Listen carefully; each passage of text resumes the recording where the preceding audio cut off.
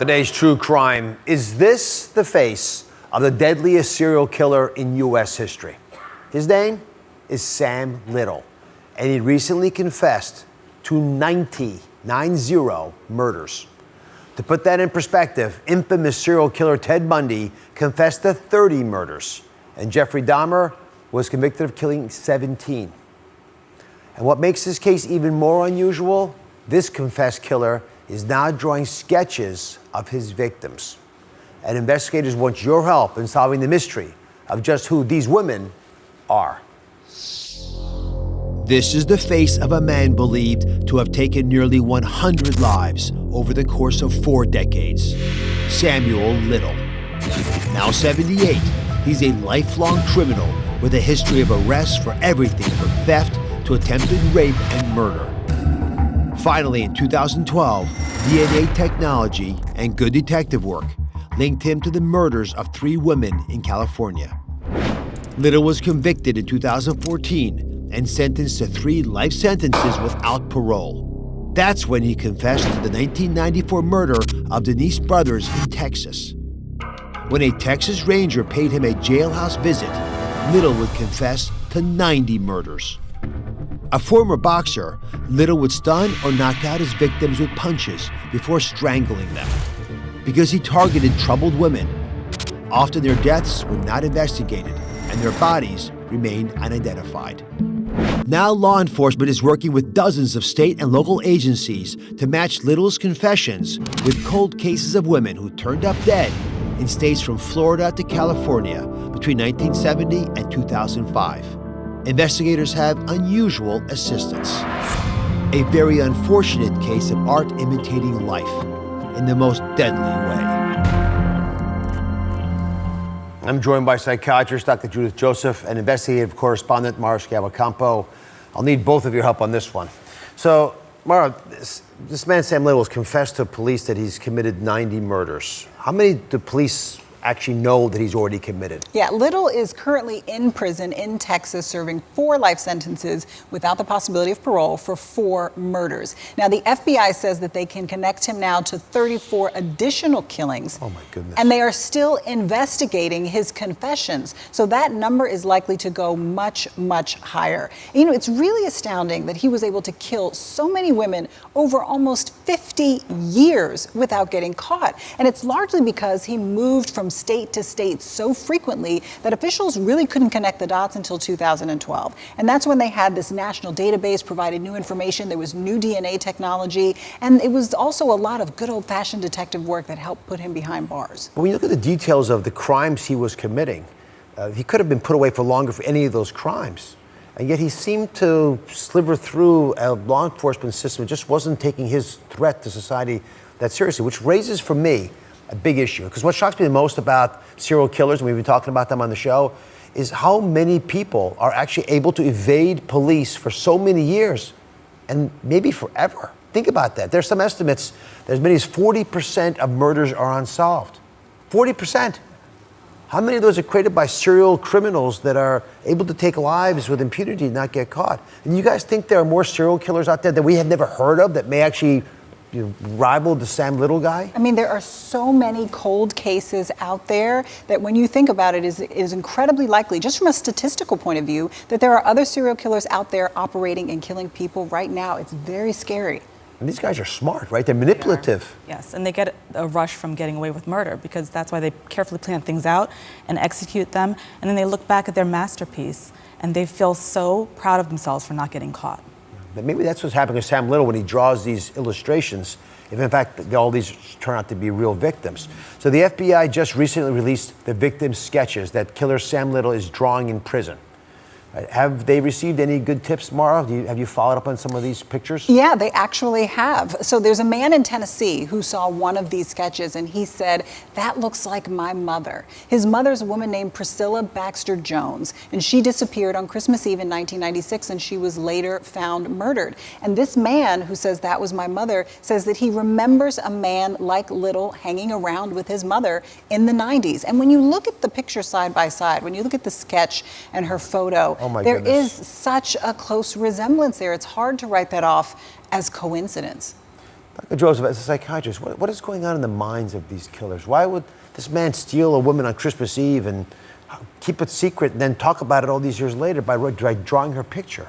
Well, what we know about Sam Little now is that he's 78, he's got diabetes, hypertension, he's sitting in a wheelchair in a cell. But don't let that fool you, because the Sam Little in his heyday was a massive man. He was 6'3", and he was powerful. One of the reports described his hand as a baseball mitt, as big as a baseball mitt. And he got a thrill from beating people, sometimes to death. Some of these women died in his arms. And we know that he saw the killing as a sort of love. And so he's a sadistic serial killer who belongs in jail. So he's very careful about choosing his victims. Very careful. He chose people who are marginalized members of society, young women of color who were prostitutes, people that no one would look for if they went missing. And so that's how he got away with these murders for years. No one was looking for these women. Any idea about why he would do this? If you could sit across from him now, what would he say was the reason? Well, we know that from what we know about him, he was abandoned by his mother. But you know what, Dr. Oz, a lot of people don't grow up with their mothers. A lot of people are abandoned. But serial killers have very disturbing paths. And so from his report of loving these women and killing them because he loved them so much, we know that his development was not normal. He had abnormal attachment, and he does not know how to truly love and attach to another human being. So coming up, we speak to the officer who came face to face with serial killer Sam Little. He's going to tell us about their disturbing conversation. And Sam Little had a longtime girlfriend, believe it or not. We're going to find out about her. That is next. I am back with psychiatrist Dr. Judith Joseph and investigative correspondent Mara Schiavocampo talking about the case of Sam Little, who may turn out to be the deadliest serial killer in U.S. history. The FBI recently released sketches Little had, the drawings of some of his victims, and they are looking for help in solving these crimes. If you recognize any of these pictures, we'll want to talk to you. Now, Sergeant Mike Mongeluzzo of the Major Crimes Unit in Marion County, Florida, recently interviewed Sam Little face to face. He joins us now via Zoom. Thank you again for spending time with us. Tell me about your conversation with Sam Little and what information were you hoping to get from him? What I was trying to do is I had to corroborate the initial investigation from 1982. Things have changed dramatically since then, since the invention of DNA and the testing the way it is. So I had to make sure everything was processed the way it was supposed to be processed. And basically I needed to corroborate, and I needed a confession. What did he tell you about Rosie Hill's murder? He told me that he met her one night outside. She was standing outside of a bar. She had gotten into an argument with her boyfriend, and she decided to go with him. And it was at that point, soon after that, he killed her. And did he provide details about how he killed her, why he killed her, what he did with the body? Yes, sir. He said he strangled her in his car in the back seat. He tells me of a story about a police officer pulling up right after he had strangled her and she was dead. And he was able to get out of the car, distract the police officer, and the police officer actually shined a light inside the car on Rosie Hill, who was deceased at the time. And the cop told him to leave because he had gotten a suspicious vehicle call, and it was them. And he just told them to leave. He didn't check anybody's ID at that point, so they just drove off. And so from there, Sam Little says that he drove up a super highway, which is going to be Interstate 75 that runs through Florida, to make sure the cop wasn't following him still. And he was able to pull off onto a country road and dispose of Rosie Hill, dump her body. And did he specify where he dumped the body? I'm only asking because I know these were things that only the criminal, the perpetrator, would have known. Yes, sir. And that was important for me. He dumped her by a hog pen. And she was located, decomposed next to a hog pen in Marion County. So you have good reason. Yeah, go ahead. I'm sorry. That was important for me because not everybody knows that. And the fact that he knew she was standing outside a bar and she had just gotten into an argument with her boyfriend. That's very important to the case. So you speak to criminals for a living. What was it like talking to a serial killer like Sam Little? It was surreal and at the same time very chilling. I realized I was talking to a delusional psychopath. Very humble man, very nice man, but nonetheless, he's a psychopath. He's a monster. That's the key takeaway, everybody. Nice man, humble man, who's a psychopath. Mike, I appreciate you taking time out of your busy schedule to talk with us. Thanks for your insights into the minds of serial killer Sam Little. Now, Mara, let me ask you, it's been reported that Sam actually had a longtime girlfriend, which speaks again to the sociopathy, the fact that he could actually get away with this. They could have a girlfriend. What do we know about her? Yeah, we don't know very much about her, but we do know that she was a woman named Jean. She is now dead. And Little has told officials that she supported the two of them by shoplifting. So she was no serial killer, but another criminal. Dr. Joseph, how does that even work? And would you think that Little would have shared with his girlfriend the fact that he had this murderous streak and he'd killed maybe 90 women? Probably not, because she would have died a lot earlier. And the thing about sociopaths is that they can border on psychopathy, which is a more severe version of sociopathy. And this sounds like a psychopath, someone who carefully plans murders out, carries them out, and then he gets away with them because he evades authorities for many years. So he likely lived a double life and hid all of his secrets from his partner. Compartmentalizes the world. That's the part that I'm really walking away from. You can be friends with somebody who is a completely different and very dangerous person when they're in a different compartment of their life. Do we have any idea how Jeannie, was it, his girlfriend? Jean. Do we have any idea how she died? We have very little information about her at this time. You never know. Maybe she was one of the 90. Maybe she did find out or suspected. Families do find out sometimes. All right, coming up. How can you help solve the mysteries of Sam Little's murder victims? The answer is next. We're back talking about the disturbing case of Sam Little, who may turn out to be the most prolific serial killer in U.S. history, claiming he has killed 90 people. We are now joined by lawyer and host of Law and Crime Network, Jesse Weber, as well as my other panelists. So Sam Little has an interesting problem because he had an extensive criminal arrest record going back to 1956.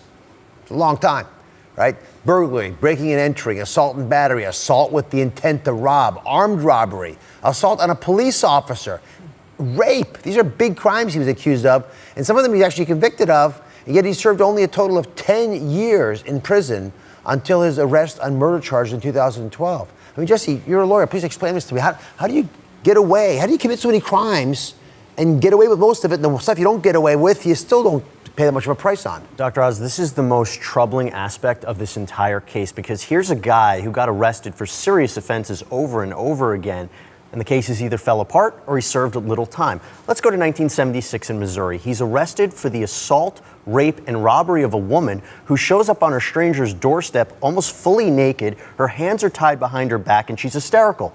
She claims that Little sodomized her, strangled her, beat her, and bit her. What does he serve? 3 months, because he's convicted of a lesser charge. Fast forward, 1982, the nude body of Patricia Mount is found in Florida. Witnesses say the last person she was with was Little, and that the hairs found on Mount look very similar to those of Little. He's actually tried, but he's acquitted for lack of physical evidence. Go to another time. He pleads guilty to 2 counts of assault against 2 different women for strangling them and beating them. And he only serves a year and a half of a 4-year sentence because he's paroled. So when we look at this, how on earth does a monster like this, somebody who is such a predator in the community, how was he let out to kill and attack over and over and over again? And just to be clear, we've been pretty vocal about criminal justice reform. The vast majority of folks who make mistakes should not be put away forever. But there are some bad apples, and we are seemingly missing these guys because they tend to be the more dangerous ones because they're sociopathic. They know how to manipulate the system. Dr. Joseph, let's put your psychiatry hat to work here. As you look at these images, what do you see? What do they tell us about Sam Little? The most striking thing about this, Dr. Oz, every single victim had the same dead-like eyes. And we know that Sam Little liked to play God. He liked the power of life or death. And in one of his interviews, he mentioned being this angel of mercy, where he would put these poor women out of their misery by killing them and watching their half-dead eyes fade away. So he's drawing his version of them with dead eyes. Correct. And he's very grandiose. He believes that he is God. So he has the power of life or death. And that's scary. Well, he'll ultimately be judged by God as well. But in the meantime, Jesse, he's confessed to 90 murders. Actually, I'm sorry, he's been convicted of 4, confessed to 90 murders, right? But at this time, police are just sort of putting the pieces together. And Mara mentioned 34 cases that have pretty good connection. What's next? How do they go about unraveling the mystery of all these women who may have been hurt by him? Well, those sketches that he's drawing are actually a huge step in solving a lot of these mysteries. And right now there's a collaboration between the FBI and local agencies to corroborate the details provided by Little. So they're opening up cold case files, they're interviewing witnesses, they're following leads. They're doing whatever they can to corroborate. Now here's the thing, they have a time crunch. Sam Little is 78 years old, and by a lot of accounts, he's in poor health. They need to get as much information from him as possible before he dies. So hopefully someone's actually talking to him about all these individual cases. Mara, update us. What can viewers do if they want to help out? Yeah, if someone has information, they should contact the FBI's Violent Criminal Apprehension Program. There's an 800 number that we're going to put up on the screen. It doesn't matter how big or small the information you think you may have is. It could be the key to crack these decades-old cold cases. And as you point out, he doesn't have much time left. The families want justice. 40% of cases unsolved. 40%. Remember that number. Thank you for watching. Don't forget to subscribe and turn on notifications so you never miss out on new videos to live the good life.